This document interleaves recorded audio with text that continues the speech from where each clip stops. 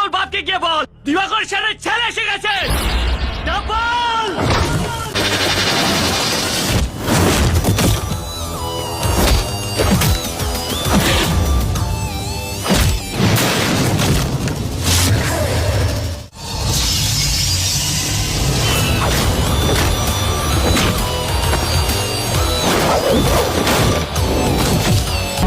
আমি যেই পথে হাঁটছি সেটা গিয়ে শেষ হয় মৃত্যুতে। তোমাদের কাছে বাকি জীবনটা পড়ে আছে।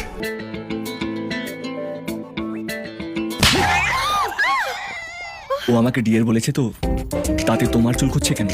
তুমি হঠাৎ এখন উল্টে গেলে কি করে ভাই? উল্টো রথের দিন জন্মেছিলাম তো তাই।